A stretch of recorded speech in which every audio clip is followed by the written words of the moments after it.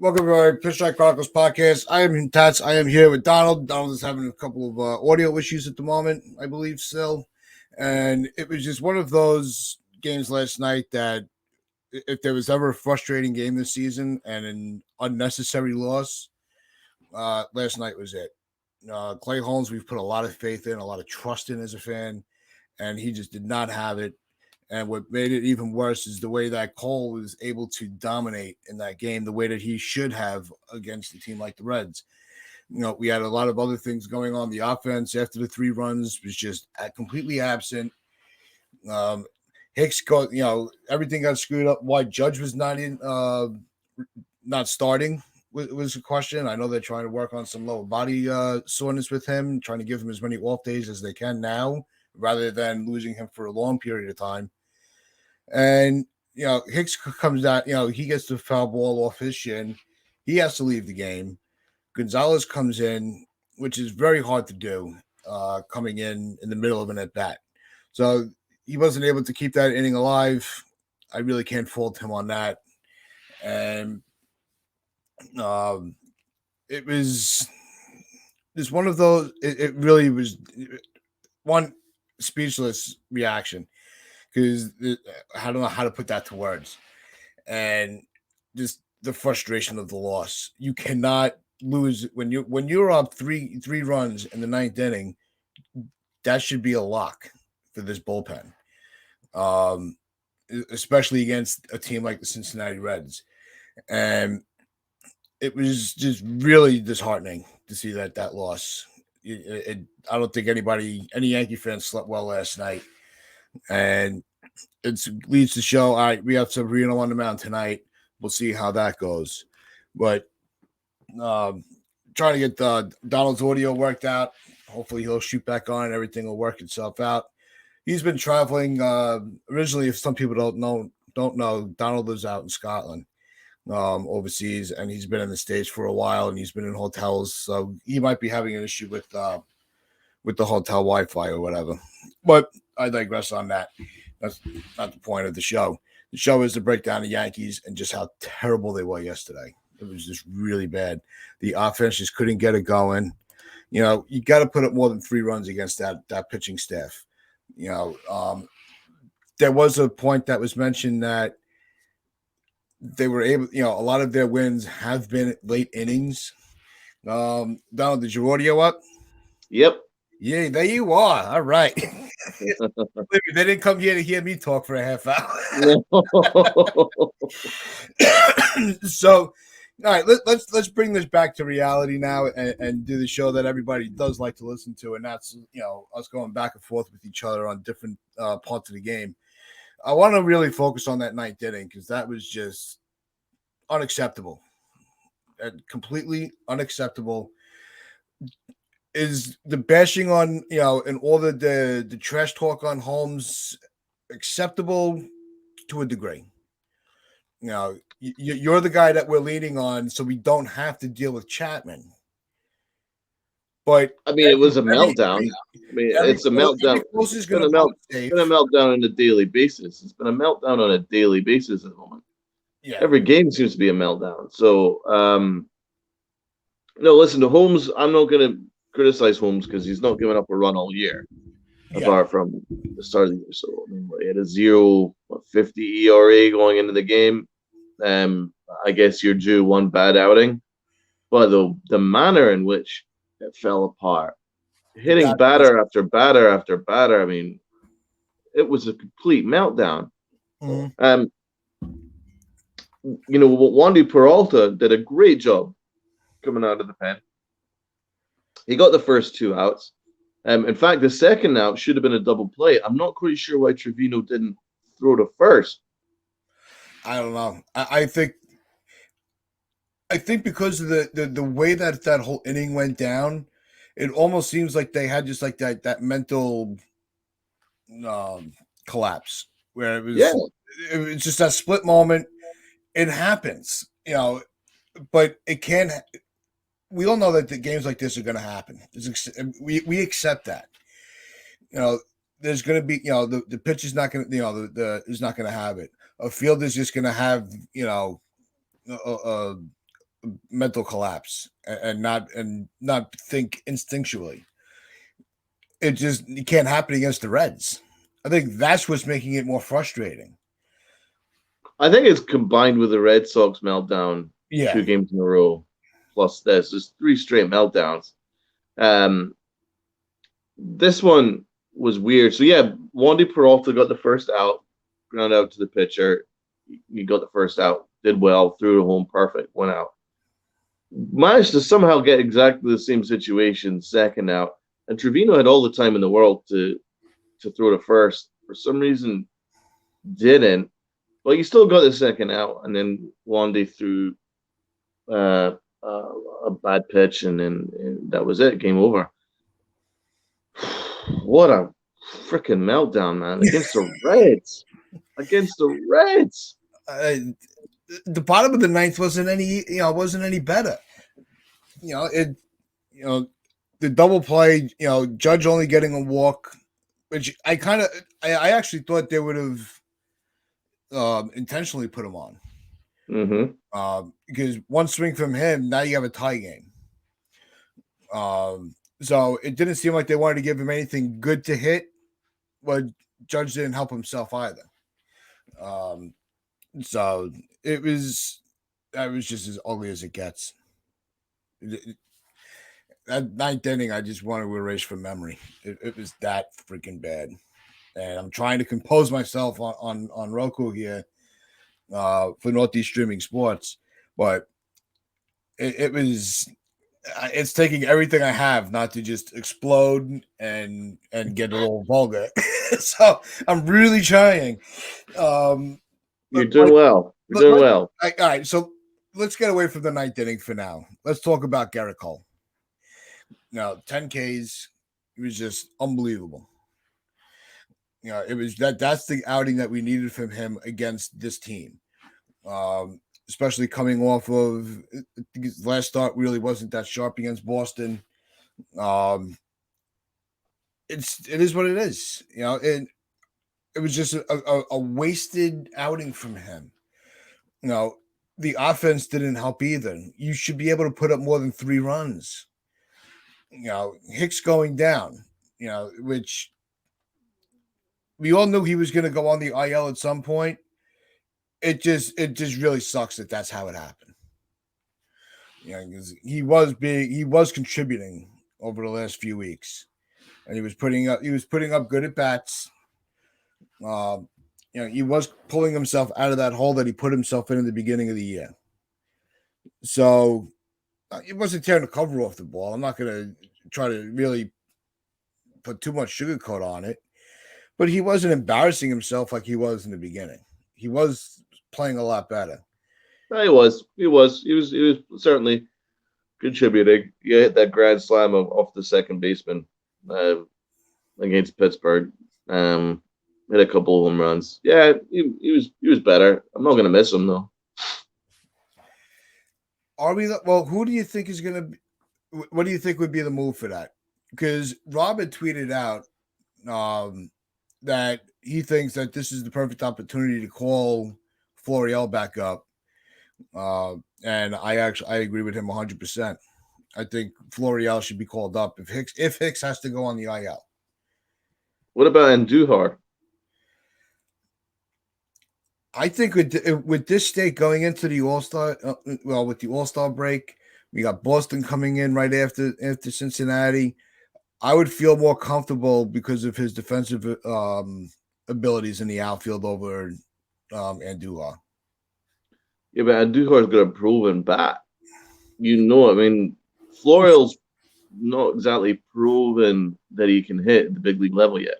On the big league level, yeah, he's tearing it up in the minor leagues. We talked about that yesterday. But Andujar is, he can hit. So maybe he's far too good to. No, it could be one of those situations where it doesn't matter who comes up. To be honest, Andujar's played a fine left field. Andujar's played a fine left field too. No, I liked him in left field. Yeah, so I think he can play left field. But you can also play Carpenter in left field. There's another opportunity to make sure the Carpenter gets every day at bats. Unless you want to use him as a DH there's a range of options. I just want to make sure that Carpenter gets every day at bats. But I think they probably need to call up Andujar if Hicks is down. But then it should escalate the urgency to make this deal for Benintendi.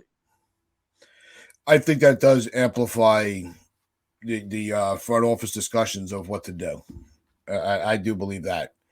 But we are talking as if Hicks is hurt. I mean, I know that we don't know yet. We know that his X-rays were negative. Yeah. So maybe it's a day-to-day thing. I'm not sure. There's every opportunity he might be back in a couple days. Which is fine because we have the bench play is to fill the void, for a day or two. Maybe they do write it out on a day-to-day thing until because he's going to have rest on the All-Star break. So there might not be an urge. Really, there is no urgency to put him on the IL. It's not like the team, the alignment of the outfield and the lineup are in a panic situation where what are we going to do if we don't have Hicks? Mm-hmm. It's not that detrimental if he's not in the lineup. We're not in the field. Like you said, Carpenter could even play left field, if need be. Marvin Gonzalez. We have players right now that can give you the luxury of a day-to-day until and then evaluate them during the All-Star break. Yeah, I mean that's probably what's going to happen. But Garrett Cole, circling back to your original point, Garrett Cole did his job, man. Yeah. We were discussing what in yesterday's show what we were expecting from Garrett Cole. I said I expect 7 innings of Garrett Cole ball, back to the ace that he is, and he certainly did do that. So if you want a positive, that was it. Garrett Cole pitched like an ace. It just stinks that we didn't score enough runs around him. But then, of course, when you have a 3-run lead going in the 9th inning against the Cincinnati Reds with Clay Holmes, who's been the best reliever in baseball, on the mound, you'd expect to come away with a W. Yeah, I just think a lot of the criticisms of Holmes from last night needs to really be curbed. It's not necessary. You want to be frustrated at the loss, fine. We all are. It shouldn't have happened. But it was this is his only bad outing this season. So let's not jump on him just yet. If this snowballs into a Chapman situation, then the criticisms from us will come. I can guarantee you that. Mm-hmm. I mean, it's probably his first bad outing since he got here. Yeah. But boy, was it bad. Boy, was it bad. Hey, if you're going to do it right? Yeah. You're going to go with a smile. I mean, he was literally just taking out people left, right, and center. I've never seen so many hit batters in one inning. It was freaking bizarre.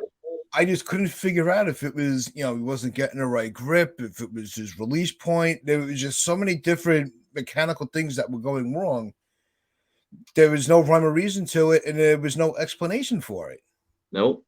It was just he didn't have it. It was like he forgot to pitch. He did. He had a meltdown. And Wandy Peralta almost saved it. Almost. But almost. And maybe if Trevino threw to first after attacking home plate, then that would have been the double play and the game would have ended. Yeah. Yeah. And when you're going into the top of the order, going into the bottom of the 9th, you really were feeling like, all right, the offense has been very quiet. Maybe the excitement of the bottom of the 9th kind of sparks them a little bit, and they walk it off. And we got denied of that. And the other thing that what I can't stand, and this is going to be very minute to everything else that happened yesterday, is the using your challenge for the 3rd out of the game. It's so anticlimactic, as John Sterling always says. And it actually does. It is starting to bother me that that's how games are ending. I don't know if if you feel that way, or you really couldn't care less. But it is sometimes it's like, really, this is what it's come down to.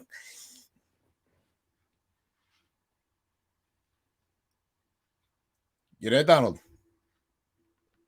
I think we lost Donald for a second. But, it was still the right call, though. That what? It was still the right call. No, they got the call right. It was overturned, but it's still, I don't know. It's just something about replay is something that I really was very against in the game for the longest time. Until the Jimmy Joyce and the Age game, the perfect game. That was when I was like, all right, you know what? Replay, I'm in. But I just, the human element was just completely gone.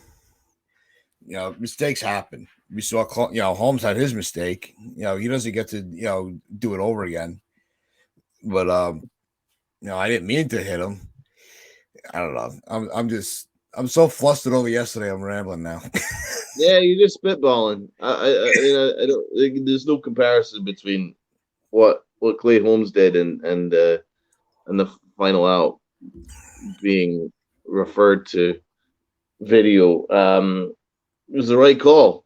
I'd much rather the right call being made, because all we've done since we've done this show is complain about the umpires.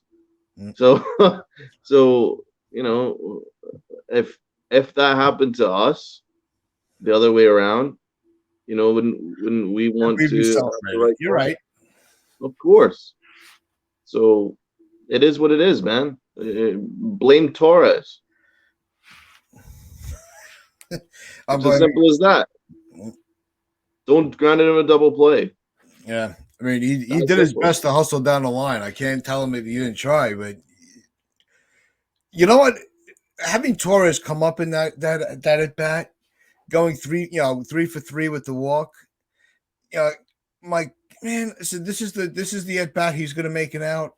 Like, this is going to suck. But he really was. But you could also use the flip side of it. All right, he's seeing the ball very well last night. This is the guy that we wanted to play, and I'm like, let's cap off this night with a home run. Him walking it off would have really been a great game for him, especially with the season that he's had. Because I think he doesn't get a lot of the credit for the way he's turned it around. You're right. He's kind of gone under the radar with everybody else being all hyped up. His defense has been good, and offensively, huge improvement from last year. I would even made an argument that, there was a chance he possibly could have been a reserve All-Star. His numbers were representative. I think that his reputation, over the last couple of years is starting to really tarnish, is shadowing what he's been able to do this year. Like I said, his name does not get mentioned enough of what he's been able to contribute to this team. Yep, it's been better. And the whole thing with, speaking of like with the All-Star game, I just actually thought of something. Is it possible that with Holmes being, getting the news that he's being, he's got named an All-Star, any possibility that was sitting in his head and he kind of was trying to, outplay himself? Maybe he was trying too hard to where it just kind of was sitting in his head. It's certainly possible. Anything's possible. Yeah. We'll never know what's in his head. We didn't know why. I mean, we can spitball reasons why he just sucked. But yeah, I think there's probably an element of that. There's a different mentality now that you're an all-star, and being heralded as probably the best reliever in baseball. Maybe it just got to his head, but I don't think so. I think there's every opportunity that I think it was just simply one bad outing, and it happened at the worst time. I'm just really concerned by these meltdowns. Let's just focus on these meltdowns. I mean, why is this happening 3 games in a row? In fact, all of July, there's been a ton of meltdowns. July, yeah, as well as much as we've been holding holding our ground in the standings, it hasn't been pretty at all. No. No, and I don't know if it's the pitches are being overused, the weight on their shoulders because of the way that the year started. Is that weighing on them? I think there's a wide variety of scenarios that can come into play. They were playing at such a high intensity and in a high urgency, and feeling like they were untouchable. Sports can humble you very quick, and I really think that's pretty much sums everything up in a nutshell. Is the Yankees are just being humbled right now, and it couldn't have come at a better time with the All-Star break, because it'll get them all to kind of step away a little bit, except for the guys that are going to the game. I mean, I think there's an element where the depth of their lineup is not as strong as we need. I think there's a big drop off after Stanton. That was my original concern going into the year. I still think there's a big drop off after Stanton in the order.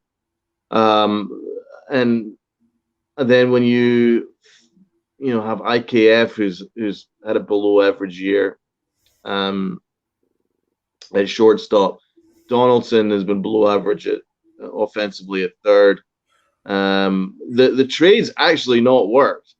If you really want to be honest about it, IKF is he's 20th in slugging out of 22 shortstops, and in baseball that's bad. No, in fact, he's 21st out of 22 in slugging, 20th out of 22 in OPS, and he's got the fourth worst fielding percentage for shortstops. So the 962, which is very, very poor for starting shortstop. So he's been below average. Donaldson, he's coming out of it a little bit, but in general, he's been below average offensively. He's been really good defensively. I don't think 267 batting average with 21 RBIs, 13 stolen bases. The OPS is 629, which is not phenomenal. But I just told you the OPS, it puts him 20th out of 22. So it's not phenomenal. No, it's terrible. No, I'm not saying it's phenomenal. And slugging is 21st. If you're looking at the batting average and the other contributions to him offensively, his batting average is irrelevant these days. It's just singles. What about his fielding percentage? Why is his fielding percentage the fourth worst in the majors for a shortstop? I'm more hesitant to give up on him. I'm not giving up on him. I'm saying that this trade is not actually that great. When you look at him and Donaldson together, it's not really worked, is it? No, but without that trade, we don't have Trevino. No, it's not true. Trevino was a separate trade. But we would have had Sanchez still, so there wouldn't have been that room on. You wouldn't have had that roster move open, to fill. Well, I mean, I think that you could have made another trade to get rid of Gary Sanchez. I didn't. I mean, listen, you could have still gone IKF, but I don't think IKF is a starting shortstop. I think he's a utility player. I don't think we should have inherited Donaldson's $27 million contract. I maintain that. You could have had IKF play his natural position, which is actually third base, if you wanted to do a straight swap of IKF and Gary Sanchez. I think the only way that the narrative is really going to turn into more positive, it's gonna have to wait all the way until October, because I think if they're able to. If IKF is able to get on base, even if it's just with singles, and using his speed to move around and produce runs, I think that's what we've been missing in the postseason. I've been saying this for a couple of years. It's not the pitching. We're not getting blown out in these games. They're tight games. It's just that big hit that we haven't been able to get because we're relying on the power swing. Where now we have a little bit of the small ball and moving runners over, knowing that we have the speed on the bases to execute hit and runs. So I think that's where IKF is going to be able to, I'm hoping, to show where he could be a difference maker. I mean, what can he do that Peraza can't? I don't know. They can't. There's nothing that they Peraza might be better, especially he'll be better defensively. So that's my argument. If you were Cashman, do you just cut him? Do you move him? Yeah, do you only have IKF for a couple of months? I mean, I wouldn't cut him or move him. I'd make him a utility player. I think you could explore trades for to free up room in the infield, because we've got a lot of infielders, but far too many infielders. That was a mistake going into the year.